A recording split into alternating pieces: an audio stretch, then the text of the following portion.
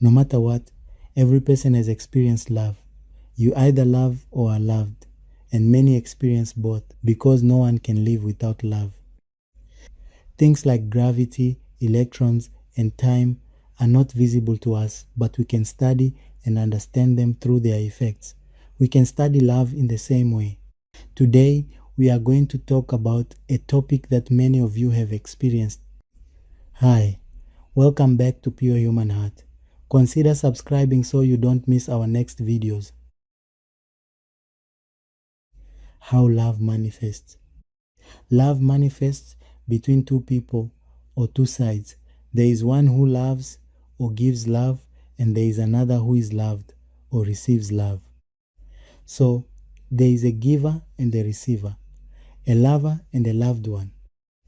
Do you remember that time you met someone and suddenly felt that you loved them? Do you remember the first time you met your friends? Something came into your heart and you felt drawn to them. You wanted to walk with them, be near them, and have them by your side. That's how love works. When you truly love someone, you want to keep them close and be with them. When you love a person, you want to bring them into your life and have them by your side. So the first thing that happens when you love a person is to bring them into your life. After bringing someone into your life, there are 4 other things that naturally happen within you. You simply find yourself doing them to keep your loved one happy and comfortable so they enjoy being in your life. The second thing is to provide. That's why parents provide for their kids. That's why men spend their fortune on their ladies to make them happy. That's why God provides for us. That's also why your leaders make sure that the basics in life are provided. Third, to improve. When you truly love someone, you want to improve their lives and make it better than it was. Number 4, to comfort. You want a person to feel loved, not threatened. You protect them, you make them feel comfortable in your zone. Number 5, to teach. A lover is willing to guide and teach the one they love so they can also be like him. These 5 acts of love can be summed up as one act of care. Reciprocally, someone who loves you expects one thing in return from you, the appreciation. Appreciation motivates lovers to do more for their loved ones. Once again, this is how love manifests among the lover and loved one. The lovers care for the loved ones and only expect the loved one to return appreciation. Most love fades with time, but the love that keeps trying to remain, besides the love of God, is the love between parents and children.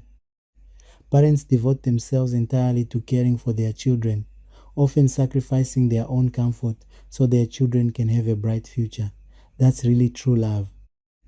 Love motivates them to work hard and give their best, expecting nothing in return but appreciation.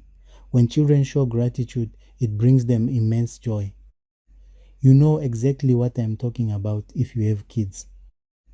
Dear children, if you want to motivate your parents to give more, appreciate them in everything. You thank me later. Brethren, if you want God to give more, appreciate Him in all things. At all times, you'll thank me later. Wives, appreciate your husbands for all the good things they do for you. They will bring you lasting happiness. If you want promotions at work, appreciate your bosses. If we apply these manifestations of love to the Greek forms or types of love we saw in the previous video, eros, romantic love, philia, brotherly love, storge, family love, agape, selfless love, and xenia, hospitality, we see that love actually manifests in the same ways across all types. There aren't really many types or forms of love, because love is fundamentally one manifesting among different groups of people, but at its core, love remains the same. The way love is expressed between parents and children is the same as between a man and a woman, God and people, or guests and hosts. Love motivates the lover to nurture the loved ones, and in return, the loved ones show appreciation. Just as there are laws in physics that govern the universe, there are also invisible laws that govern human life, love, and behavior. For example, moral laws, which ultimately come from love. Let's take a look at the laws of love. A lover is always one, because they are the one who makes the first move since they care for you.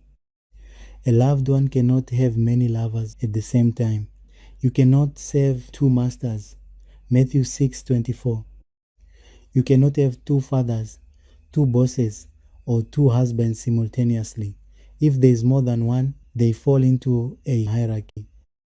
That's why you have one father, but within a hierarchy, you also have a grandfather, great-grandfather, and so on. Your leaders are also arranged in a hierarchy: supervisor, manager, director, in this. Similarly, between you and God, there is a parental figure if you are still young. When two people love one another, if one is older, wiser, richer, or greater in some way, the greater one becomes the lover and the lesser one becomes the loved one. This is because love is caring, and you cannot truly care for someone who is above you. When two or more people are equal, they share responsibilities. Whoever has more shares with the other, and vice versa. Like brothers and sisters, colleagues, or neighbors. This is called philia or xenia in the Greek forms of love. When a person feels like they don't care about anyone or don't need anyone, it means they love themselves. This is called self-love or self-centered love. They have pride. In the Greek forms of love, this is called philautia. It opposes true love. In the next videos, we will explore how the Bible describes true love. Thank you for watching. Consider subscribing so you don't miss the next video.